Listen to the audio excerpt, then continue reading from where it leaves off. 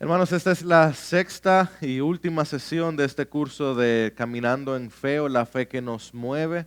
Hemos estado corriendo a lo largo de Hebreos 11, un capítulo hermoso que tiene demasiado contenido. Eso no es cierto, como que uno pudiera durar meses viendo, o sea, nada más en Abel, por ejemplo. ¿Recuerdan Abel y Enoc que lo dimos juntos? Se pudiera haber dado por separado cada uno de ellos. Moisés la semana pasada fue corriendo, que tenía como 6 o 7 versículos que hubo que verlo como así.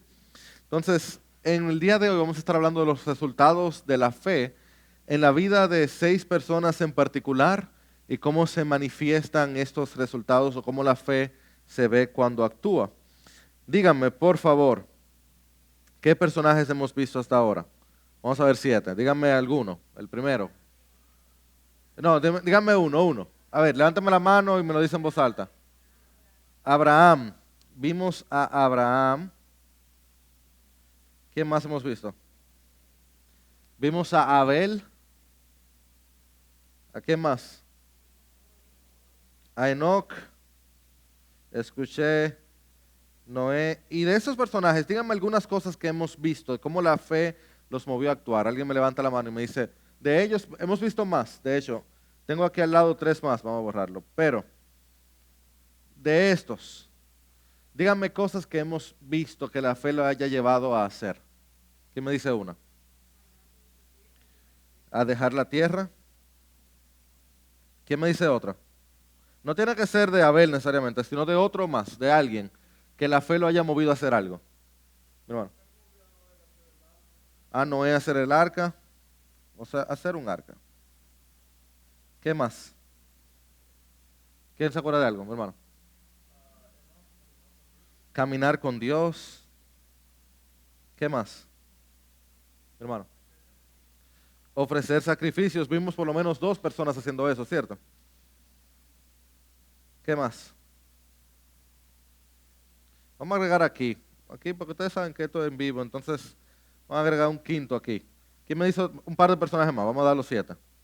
Hemos visto más de 7, pero dígame otro personaje más que hemos visto. Moisés. ¿Quién más? Ah, ya está difícil, ¿verdad? Sara, vimos a Sara. ¿Y quién más? Vimos a Caín, ¿es cierto? Y la semana pasada vieron un poquito de Israel también, como un personaje, no un individuo. Yo creo que ahí está bien. Quizá hemos visto más, pero principalmente ha sido eso. Otras cosas que han hecho estos hombres por fe, o que la acción les ha llevado a actuar, hombres o mujeres. ¿Qué más? No me dejen ahí, vamos. Yo sé que más de ahí hemos aprendido. Dime, sister.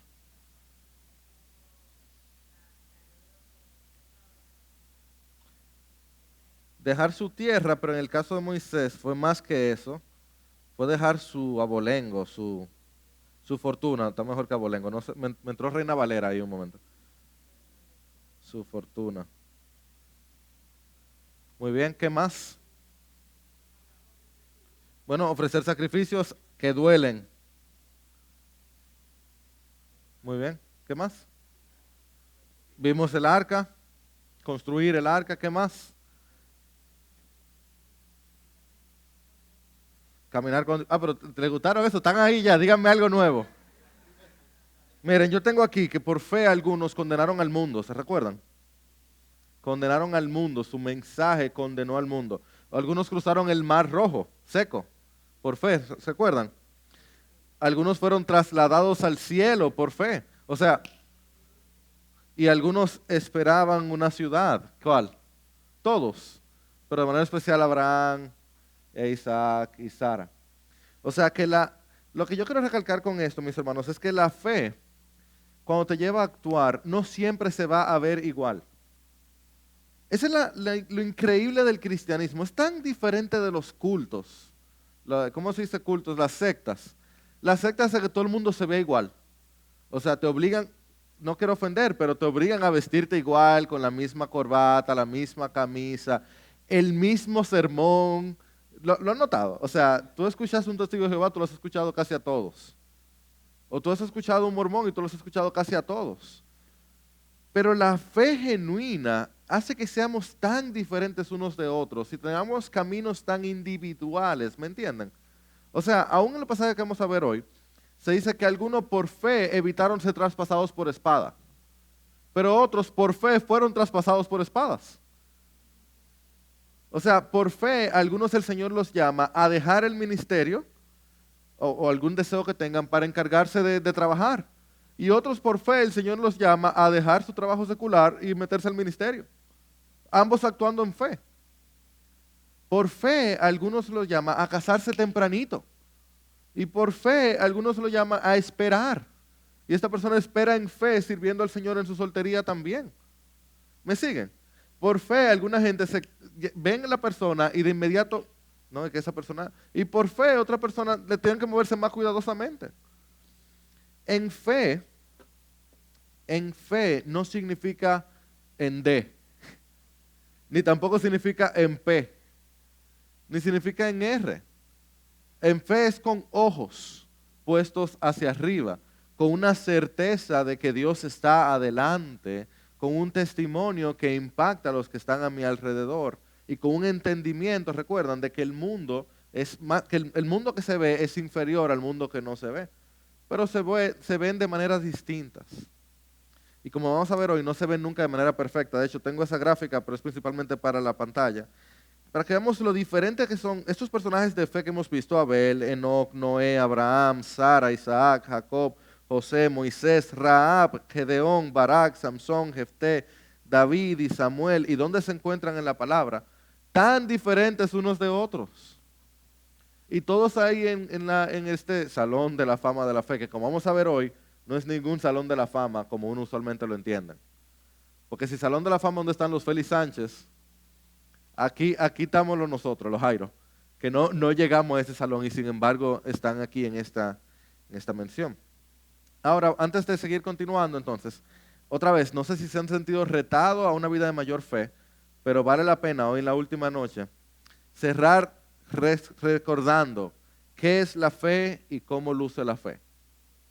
¿Qué es la fe y cómo luce la fe? ¿Cuántas veces tú hablas de eso, Jairo? El tema de la fe. Y si alguien dice que ya entendió exactamente lo que es la fe, pues te ha invitado a volver a dar esta clase después, porque todavía no la has entendido, mi hermano. ¿Qué es la fe? ¿Cómo la resumimos? ¿Cómo se mira también? ¿Qué me dice algo? Hábleme de fe.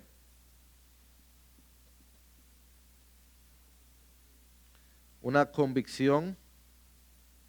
Y dijiste un adjetivo ahí, muy bueno. Firme. ¿Qué más? Convicción firme. Confianza y descanso. Descanso. Qué extraño eso, ¿no es cierto? Pero qué real. Esta canción, yo creo que lo dice muy bien, lo de que no hago más que pensar en tu nombre y descanso, ¿no es verdad? Uno se encuentra con toda esta situación y tú como piensas, pero Dios, y como que descansa. ¿Qué más? ¿Qué es fe? Es certeza, convicción de algo que no se ve.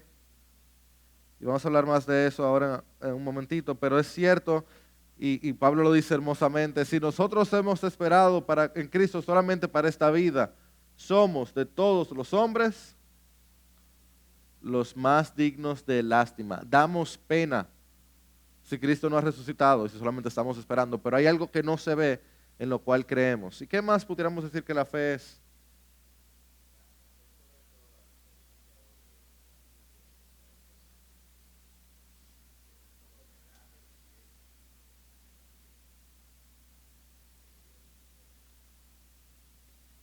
Qué buen aporte, Oscar. Está o existe en una relación, es decir, que la verdadera fe es mucho más que una afirmación, no es menos, pero hay una relación que está atada a la fe.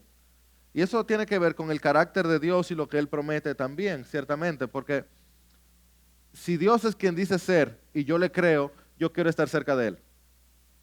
Pero también está en su esencia en que Dios es el que se ha acercado a mí. La fe cristiana.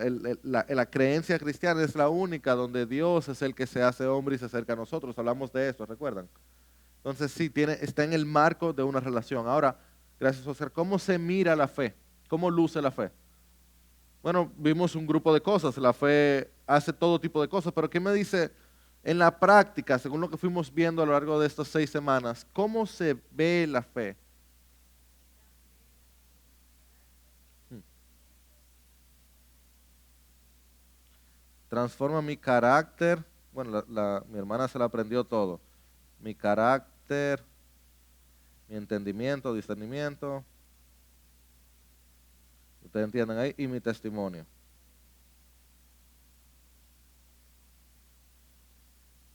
Le prometo que en el colegio donde yo estudié sí se enseñó lengua española. Se lo prometo, de verdad. ¿Qué más, mi hermano? Nos acerca a Dios. Yo sé que ustedes no esperan esto de este púlpito, pero yo quedé anonadado con un video de Justin Bieber esta semana. Justin Bieber, para los que no conocen, no, todo el mundo sabe quién es Justin Bieber. Mami, yo te explico ahorita. Justin, Justin Bieber, este cantante famosísimo, ¿cierto? Yo no sé si es real, porque yo no soy Dios, pero él decía este lunes, ¿y qué es lo que ha pasado en tu vida? Él dice, yo me di cuenta, cuando en verdad cambié, fue que me di cuenta que creer en Jesús implicaba obedecer sus mandamientos. Y yo dije que la vida que yo vivo no es de una gente que dice creer en Jesús. Y yo digo, y mira, y entonces empieza a explicar la obediencia como el Señor la manda. Dice, no para aprobación, sino por ser aprobado. Y yo, este muchacho está leyendo buenos libros. Sí, la fe que tú tienes aquí te acerca a Dios, porque es tan, lo penetra todo, que tú no, o sea, no hay un espacio de tu vida que no es afectado por la fe. Cuando tú crees en Dios, como que todo es afectado por esa creencia. Es mucho más que un gloria a Dios o Dios te bendiga. Es que yo hago a la hora de la adversidad, sí, pero que yo hago a la hora de la felicidad también. Y eso es acercándome pues a Dios. ¿Qué más? ¿Algo más? ¿Que la fe, cómo se mira la fe? No, espérate, déjame aquí atrás que no hablas ahorita.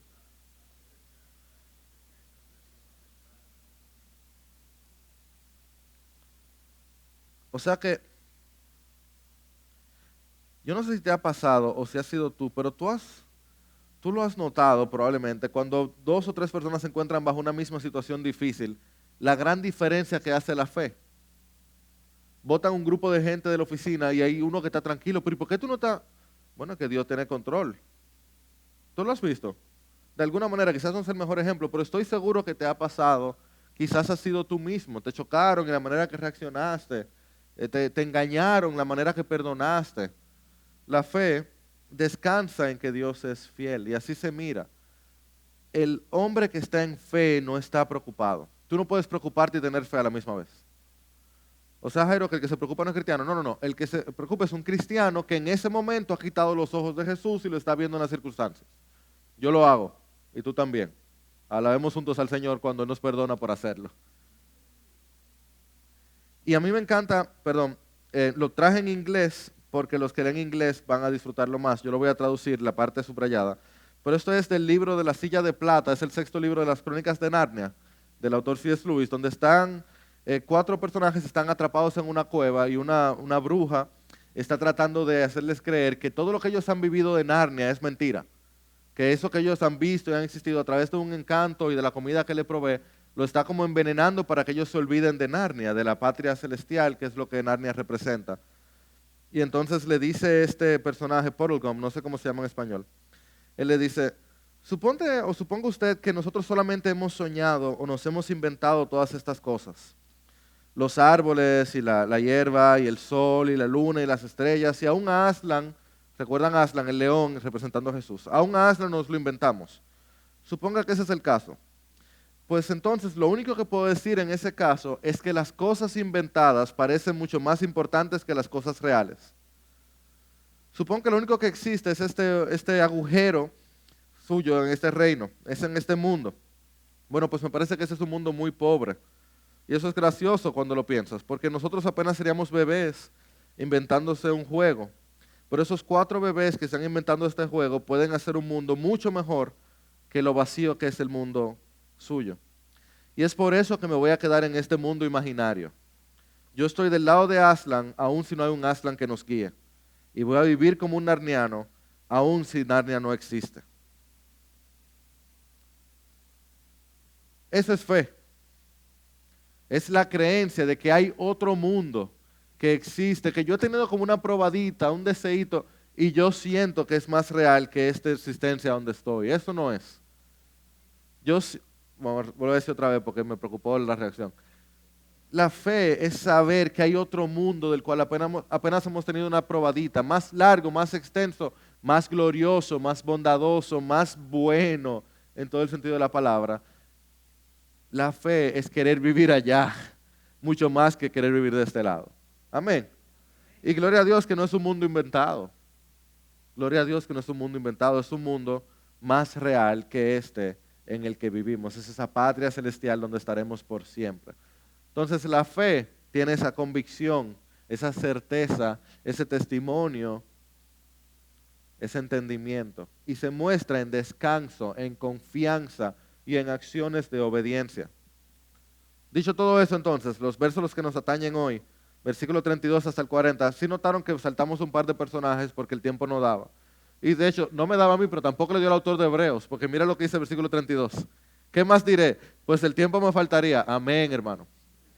Amén. El tiempo me faltaría para contar de Gedeón, Barak, Sansón, Jefté, David, Samuel. Y oye lo que hace. Y los profetas. O sea, él pone a Isaías con Amós ahí. No me da tiempo. Quienes por la fe conquistaron reinos. Oigan esto.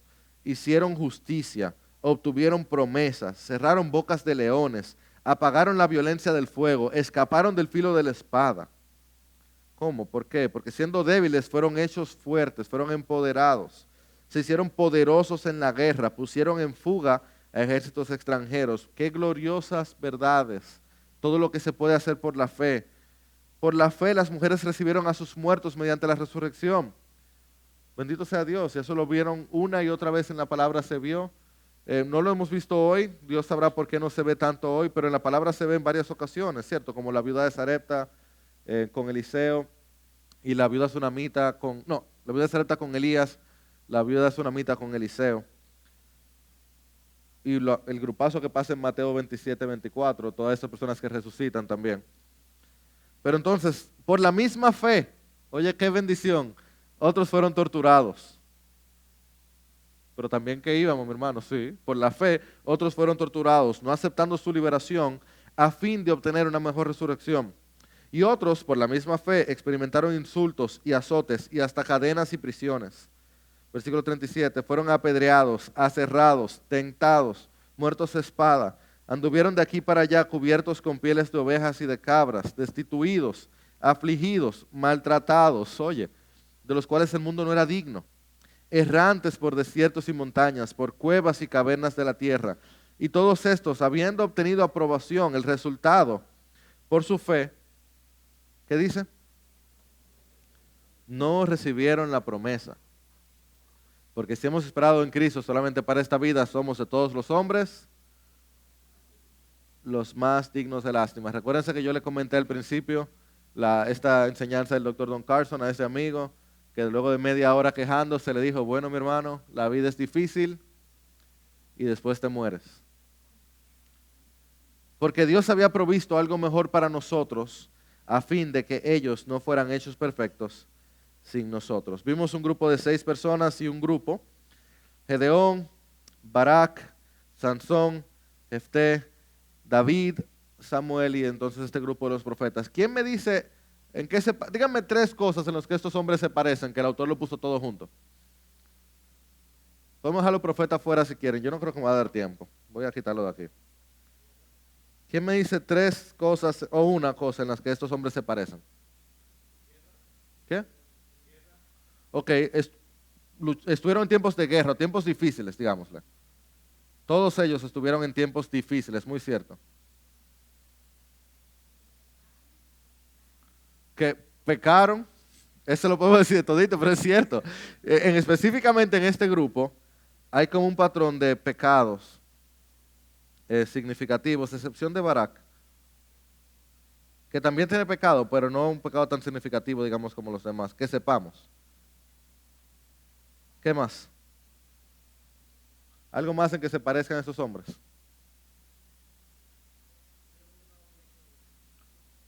Yo voy a decir algo diferente a eso. Respondieron al llamado de Dios. No en todos los casos fue directo, porque Barak, por ejemplo, Barak recibió un llamado a través de Débora. Y Jefté no tenemos llamado de él. Jefté responde él solo. Pero sí responden. ¿En qué? Yo sé que hay dos o tres de ustedes que han leído la Biblia que está Sansón, Jefté, en fe. Yo también, la verdad, a mí se me hace difícil. Lo he enseñado varias veces y en este caso en particular, mientras me preparaba, se me hace difícil. Y ahorita vamos a hablar un poquito más de eso, pero cuando tú hablas de Sansón como el que responde en fe, Jefté como el que responde en fe, aún el mismo Gedeón como el que responde en fe, pero tú sabes qué, Dios habló, Jairo se calla. Díganme de Gedeón, díganme tres cosas buenas por lo menos de Gedeón. Gedeón está en Jueces 6 al 8, puedes buscar en tu Biblia si quieres hacer el ejercicio, no hay ningún problema, pero vamos a hablar varias cosas buenas de Gedeón. ¿Quién me dice algo específico? No di que, no, que fue un hombre de Dios, sí, pero en la historia de Gedeón, dime una cosa buena que Gedeón haya hecho.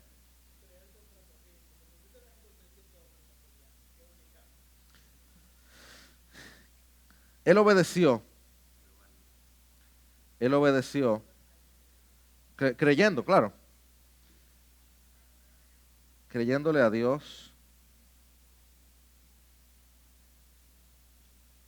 300 hombres, eso fue una locura, ¿eh? ¿Conocen la historia de Gedeón? ¿Se recuerdan? Oye, lo pueden revisar rápido, pero la historia de Gedeón es increíble. Este hombre, Dios lo llama y le dice, mira, tú eres que vas a librar a mi pueblo del yugo opresor de los madianitas. Encuentra a tu gente, encuentra, creo que son 10,000 al principio. Le dice, no, esto es demasiado, lo baja como a 5,000, perdóname, no recuerdo los números. Y mira, que lo leí esta mañana, o 3,000. Y le dice, no, todavía, y queda con 300 hombres. Que Dios le decía, no, son con estos, y él iba y actuaba. ¿Qué más podemos apreciar del carácter de Gedeón? Cosas que debemos imitar de Gedeón. Revisen ahí, hay más cosas. Y había más en la pantalla, si no la aprendieron ahorita. ¿Qué más?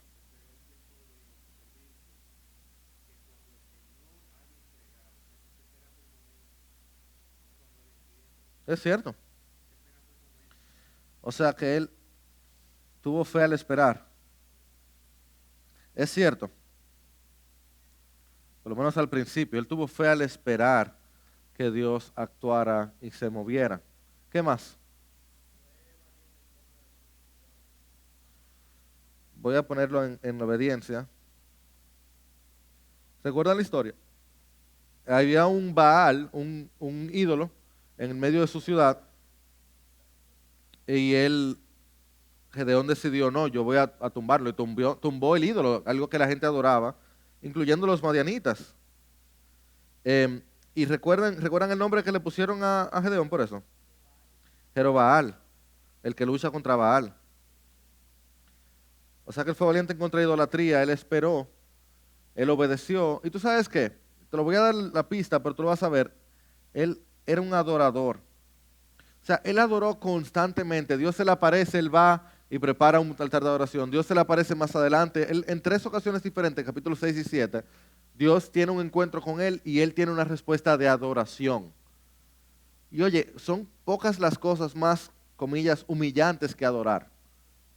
¿Tú te imaginas? O sea, tú postrarte delante de otra persona, arrodillarte, levantar las manos, eso es una cosa bien humillante, si no es porque es un reconocimiento de lo que es, de que el otro, de que Dios es mucho más grande que nosotros. Entonces, si Gedeón adoró, obedeció y esperó. Muy bien. ¿Qué hizo mal Gedeón? Y perdónenme, yo la verdad que yo tenía muy mal entendido la historia de Gedeón cuando yo era más muchacho. Tú sabes, uno te lo enseña en escuela dominical, tienes que esperar como Gedeón. Yo creo que eso nada más leyendo el capítulo 6 y 7 por arriba. El 8 está claro que no. Pero ¿qué cosas debemos o nos hacen dudar de Gedeón? Cosas que no debemos imitar de él. Ok, en la próxima voy a dejar la tarea ahí puesta para que, hermano. Perdona, es que mira, aquí tengo gente que quiero más, entonces, no, perdón.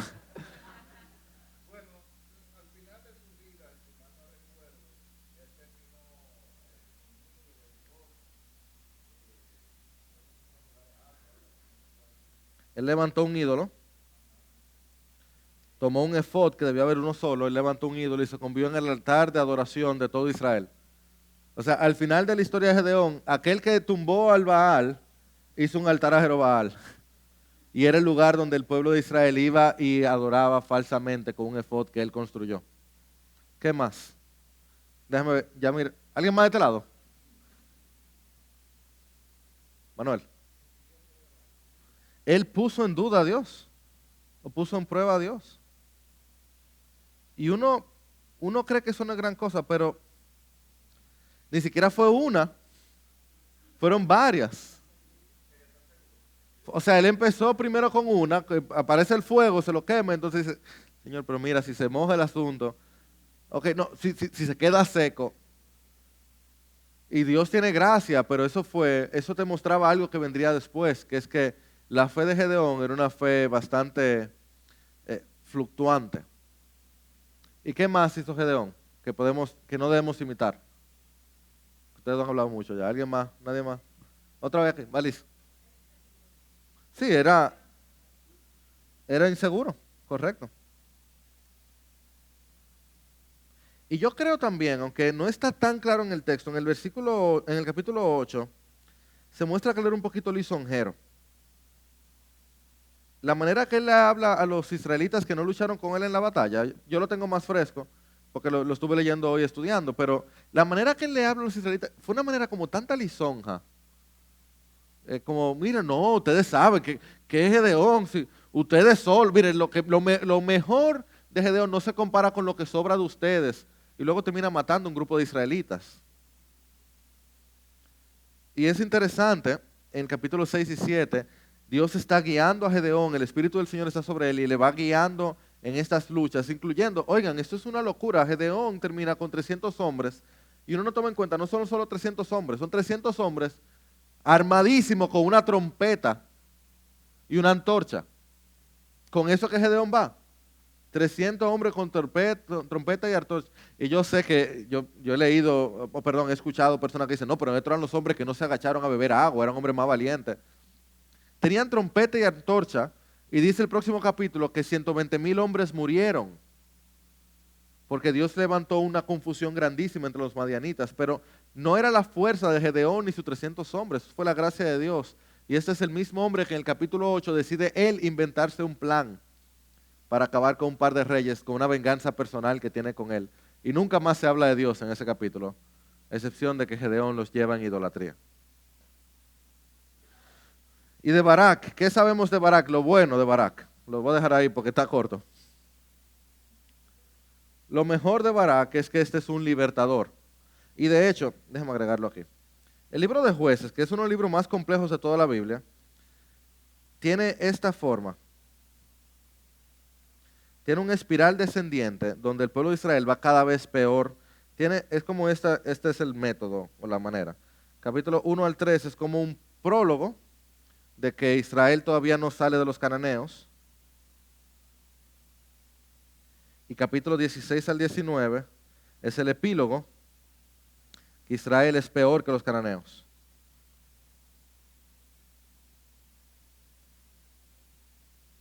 Y ese es todo el libro de Jueces, que es un libro complejo, donde la gracia de Dios brilla, pero es un libro complejo. Entonces cada juez, aquí tenemos a, ¿cómo se llaman ellos? No a Ot, creo que es a Ot, sí, y Otoniel, en el capítulo 3. Luego tenemos en 4 o 5 a Barak, luego a Gedeón, y hay un par más en el medio. Otoniel está aquí también.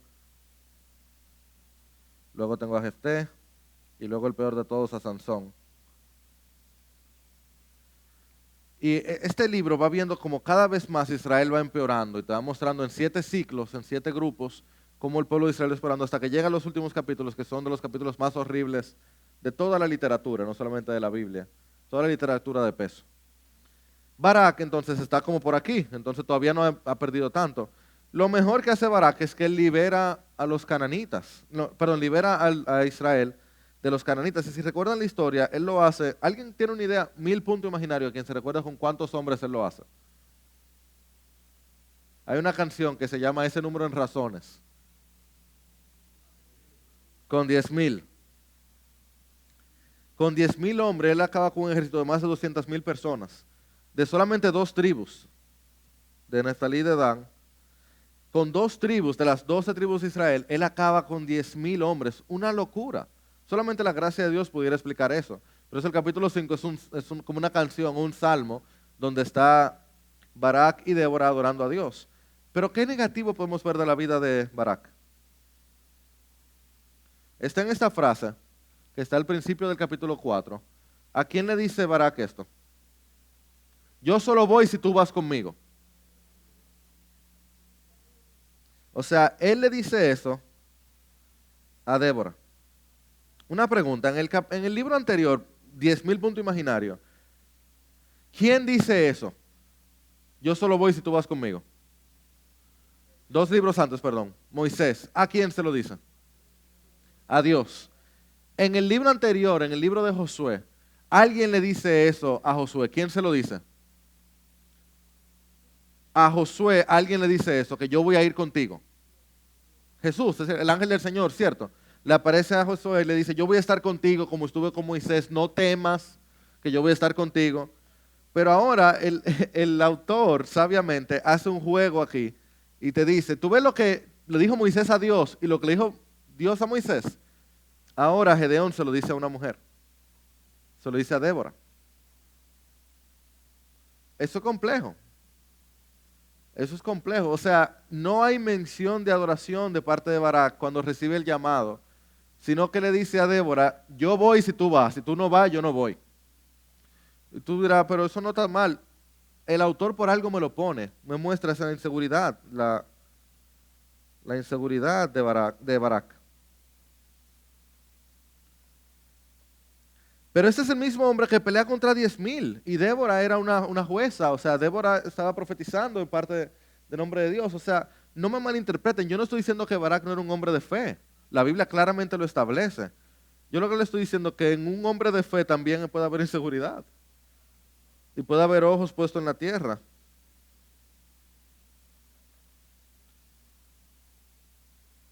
Qué interesante, ¿no es cierto? O sea, Gedeón pudo haber tenido un increíble principio y un horrible final.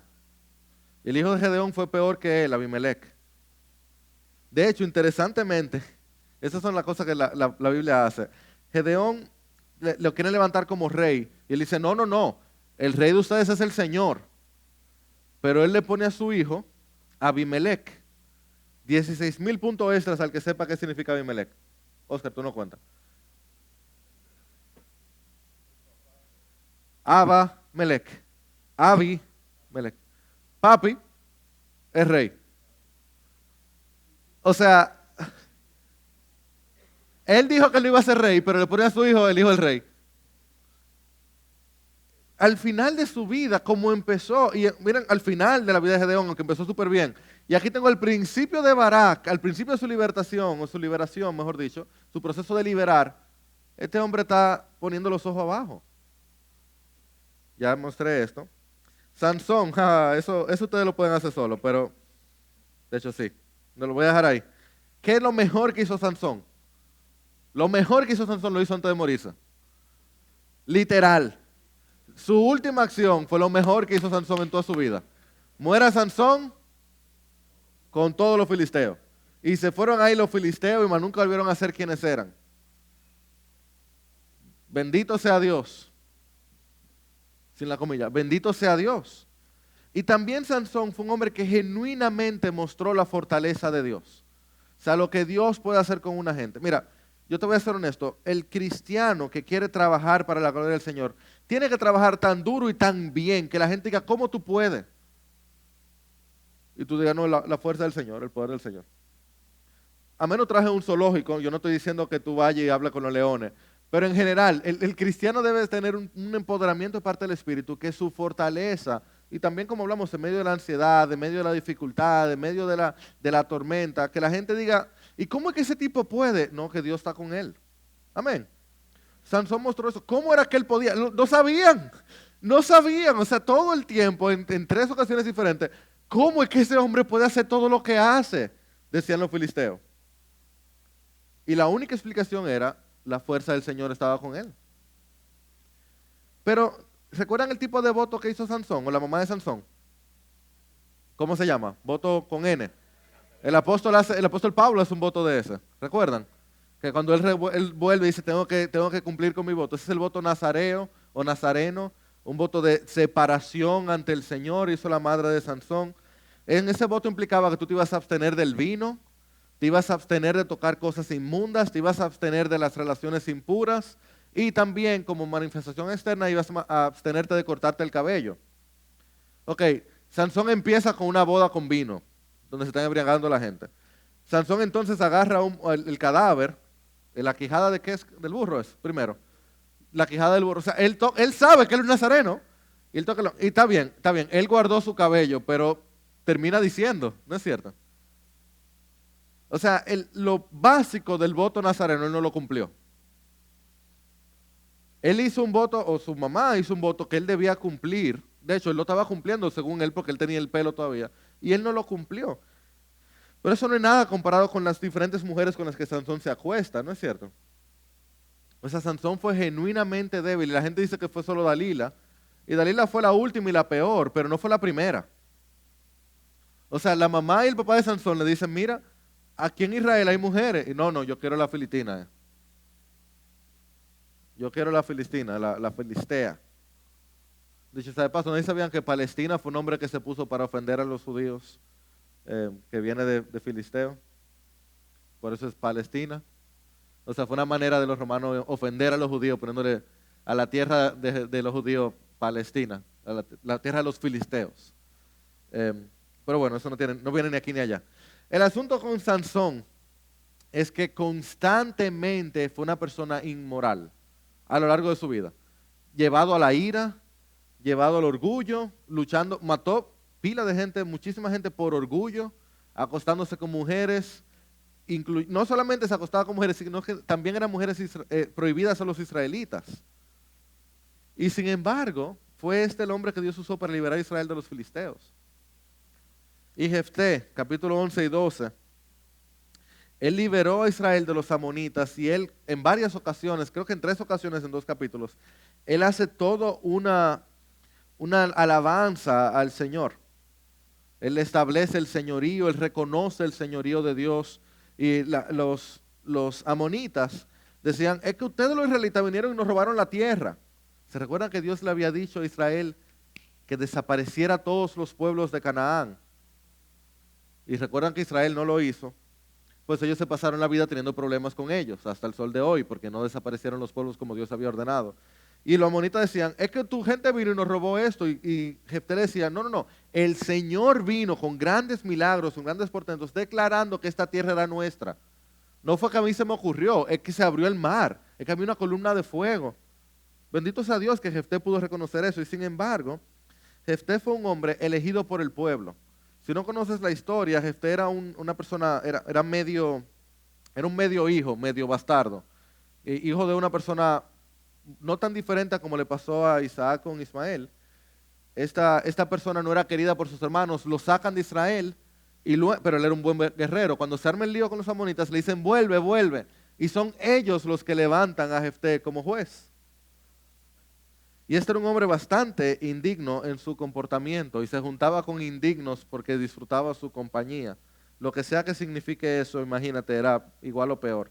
Y Jefté termina, eso sí te va a recordar, cuando él va a luchar y va a ganar, dice, lo que sea que salga de esa puerta, yo lo sacrifico al Señor. Y sale su hija. Y dice el texto, lo voy a buscar solo para que lo lean. Dice el texto algo tan sorprendente. En Jueces 12, creo que el versículo 39. No el 39 porque no llega ahí. Jueces 11, 39. Al cabo de los 2 meses, ella, la hija, regresó a su padre, que cumplió con ella conforme al voto que había hecho. Lo que sea que eso signifique, significa que cuando él hizo la promesa, él terminó cumpliendo ese voto. Y algunos dicen que quizás lo que él hizo fue que la apartó, no la sacrificó.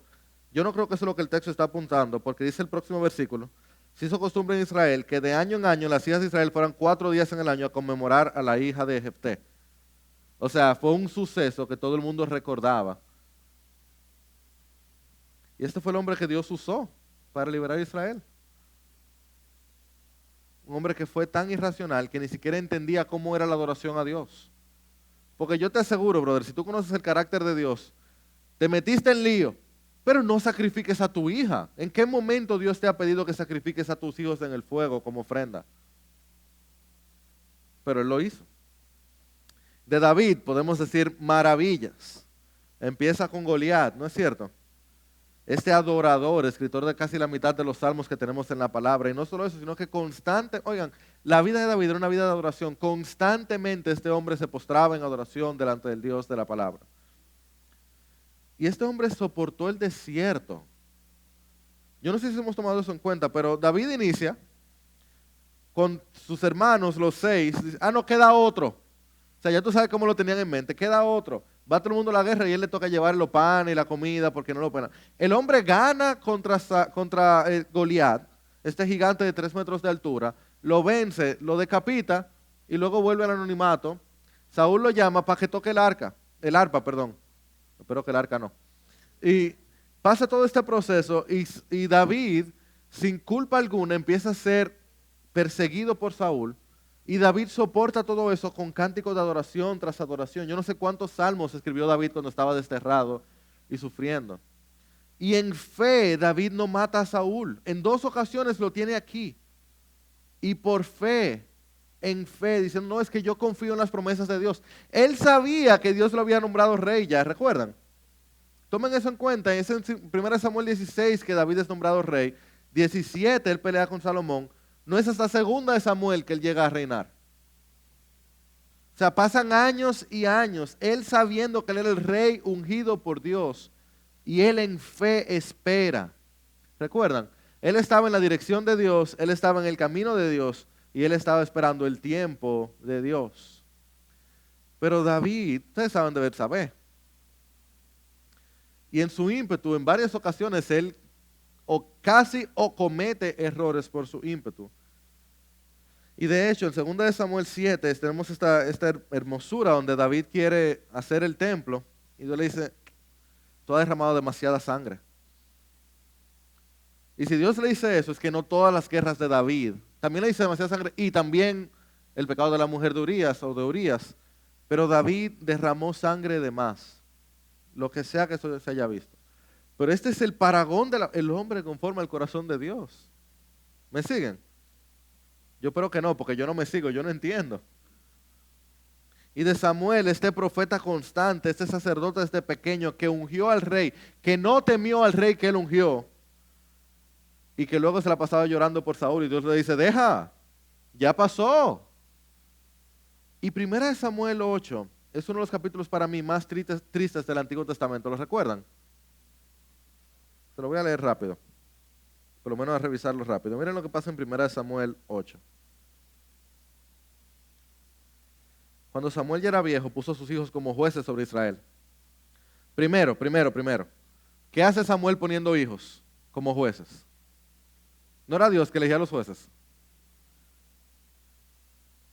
El nombre de su primogénito era Joel y el nombre del segundo Abías. Estos juzgaban en Berseba. Pero sus hijos no anduvieron los caminos de su padre, sino que se desviaron tras ganancias deshonestas, aceptaron sobornos y pervirtieron el derecho. Miren el versículo 6.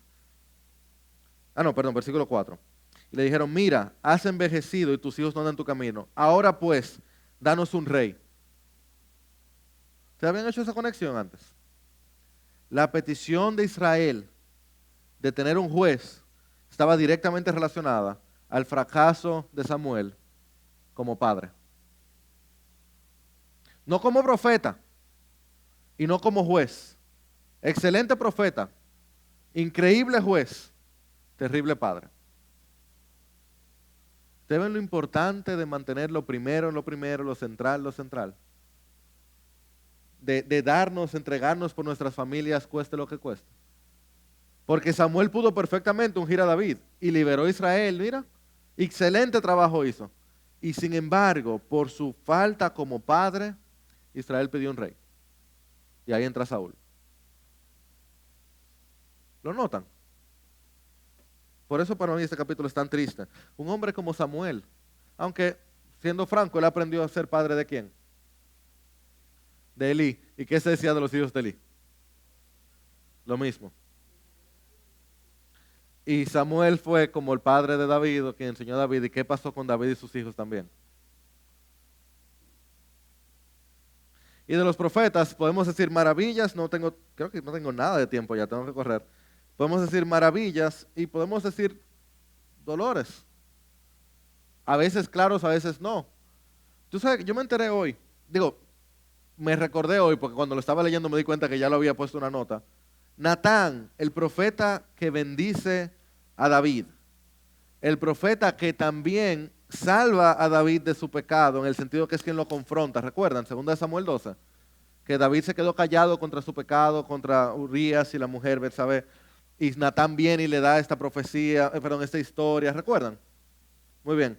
¿Sabe que Natán también cometió un grave error en un momento? Cuando David le dice, mira, yo estoy morando en una casa de cedro y el arca del Señor está afuera, el Señor mora en tiendas. Y Natán le dice, ve y haz lo que está en tu corazón. Como diciéndolo, ve y al templo, claro que sí, David.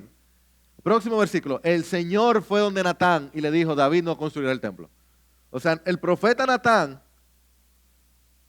habló de más. Y el Señor fue y dijo, no, David no me va a construir el templo. Y ponemos un Jonás también. Y tenemos un Jeremías también. O sea, aún los profetas, tú encuentras grandes luces y grandes sombras. ¿Por qué? Por lo que dice el versículo 34. Siendo débiles, fueron hechos fuertes. Gedeón, Barak, Sansón, Jefté, David, Samuel, los profetas, siendo débiles.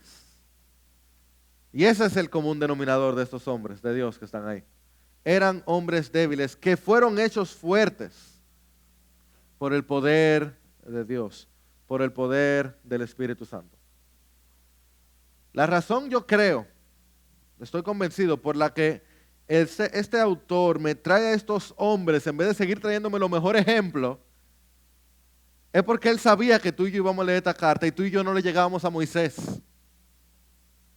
Tú y yo no le llegábamos a Abraham ni a Abel. No somos Caín, pero no somos Abel. Bueno, quizá hay uno de ustedes que sí. Yo sé que yo no.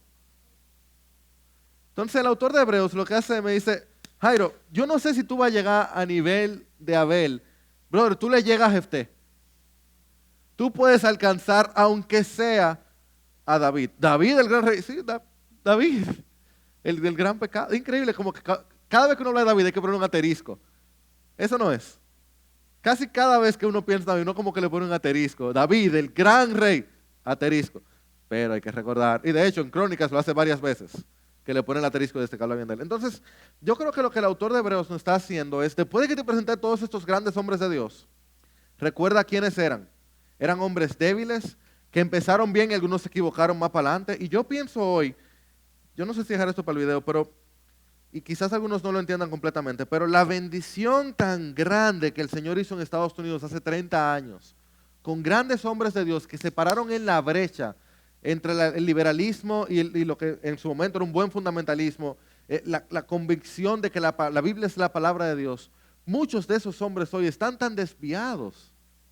Y yo digo, ¿cómo va a ser que una persona como, no quiero decir nombre, pudo haber dado un consejo tan horrible a una persona que había sufrido abuso sexual? Una persona que Dios usó tanto para mantener la iglesia donde debía estar, y míralo hoy. Otra persona que luchó, casi el que convocó el Congreso de Inerrancia Bíblica, donde salió la definición de inerrancia que hoy usamos, fue el Congreso de Inerrancia Bíblica, donde estaba Sproul como un niño o un joven, MacArthur como un joven, Carson como jóvenes. Y tú lo ves hoy, tú lees su Twitter y tú dices, pero ¿cómo va a ser la misma persona? Yo digo, porque son débiles. Y fuerte es el Señor. Y tú ves otro que tú dices, pero ese muchacho, me pasó esta semana, de alguien que se convirtió y está sirviendo en una iglesia. Y yo pensé, él era un débil, que el Señor hizo fuerte. Entonces, amado, no sientas que tú tienes que llegarle a Moisés, o a Abel, o a Enoc. Gedeón está aquí, tú también puedes estar.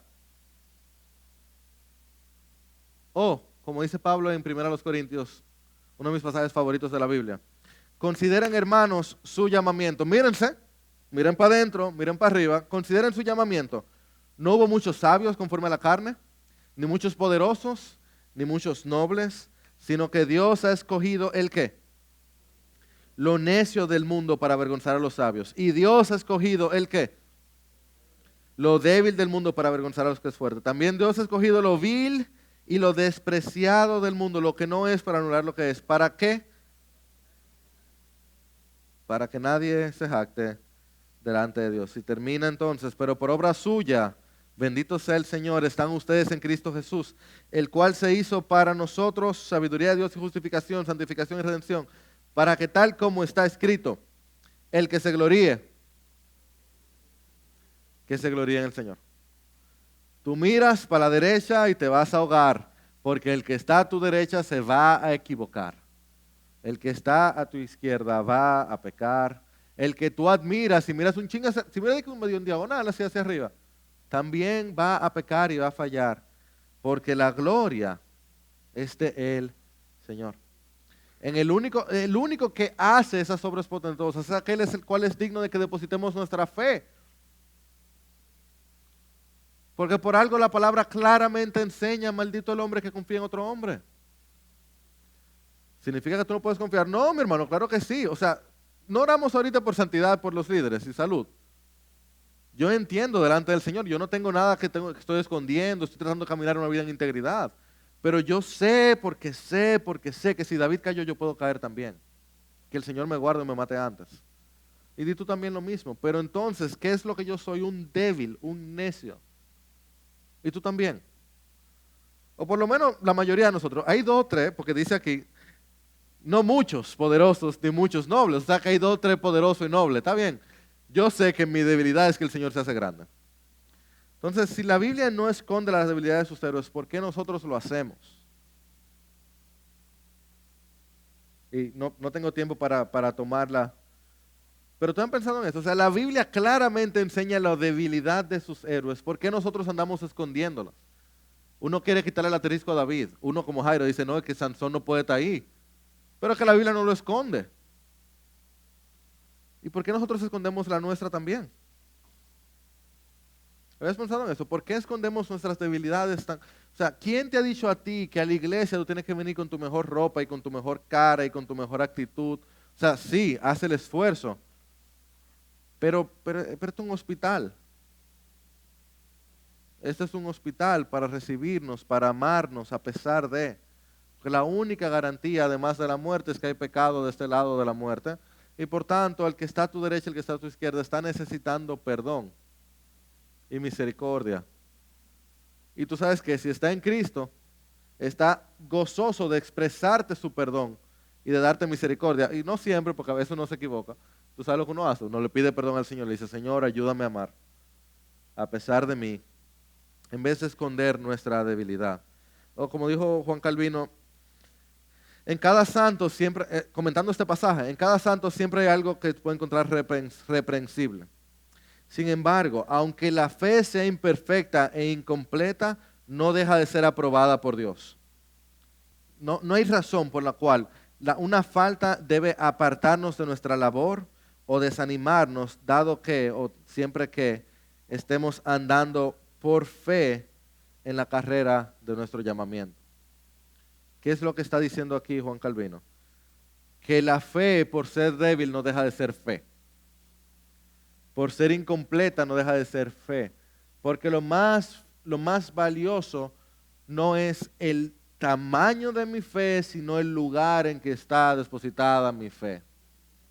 Y Jefté, siendo Jefté, depositó su fe en el Señor y el Señor lo empoderó y él pudo liberar a Israel de los cananitas. Y Gedeón, siendo Gedeón, puso su fe en el Señor. Y David, siendo David, puso su fe en el Señor. Y Jairo, siendo Jairo, puede poner su fe en el Señor. Y el Señor hacer grandes cosas. Entonces, porque No siempre la fe se va a mostrar con victorias, ya hablamos un poquito de eso. A veces se va a mostrar con dolor, sufrimiento, insultos, azotes. Pero dice, porque Dios había provisto algo mejor para nosotros, a fin de que ellos no fueran hechos perfectos sin nosotros. La vida de fe resulta en grandes triunfos y profundos sufrimientos. Me encanta esa idea. La vida de fe resulta en grandes frutos y profundos sufrimientos, y si no, Isaías siendo partido en dos, o Jeremías siendo apedreado, perdón, al revés, Isaías siendo apedreado, o Jeremías siendo partido en dos, o Pedro siendo crucificado de cabeza, o Pablo siendo decapitado, nuestro Señor Jesús siendo crucificado, son la manifestación de que la vida de fe puede resultar en triunfos y en grandes sufrimientos. Todos estos, habiendo obtenido aprobación por su fe, no recibieron la promesa, porque Dios había provisto algo mejor para nosotros, a fin, ¿ustedes han leído eso? Que ellos no fueran hechos perfectos sin nosotros.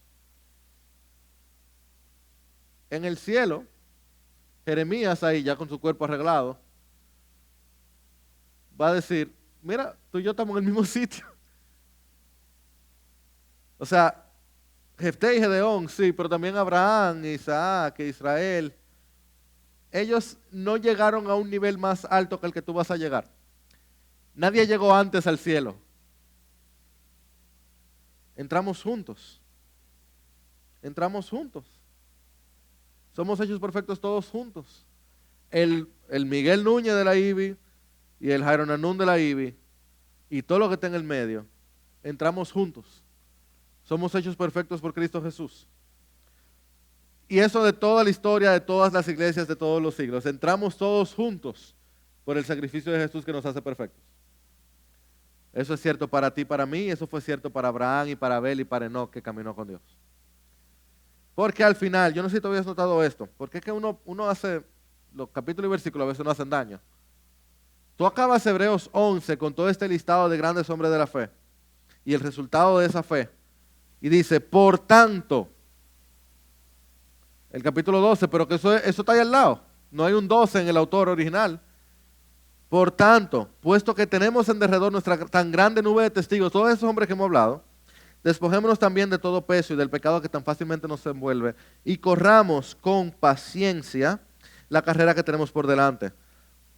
Puestos los ojos, ¿dónde? ¿Tú escuchaste a todos esos hombres? Gloria a Dios, bendito sea Dios que fueron hombres de fe. Ellos son tu nube de testigos, ellos están viendo tu carrera. La carrera tú la corres viendo los ojos, poniendo los ojos ¿dónde? En Jesús, el autor y consumador de la fe. Luego de haber visto qué es la fe y cómo luce la fe y en qué resulta la fe y lo débiles que somos y el sufrimiento que nos espera, ponemos los ojos en Jesús y corremos en fe. Ponemos los ojos en Jesús, nuestro Salvador, nuestro Perdonador, nuestro Redentor, nuestro Rey y Señor, y corremos con paciencia la carrera de la fe.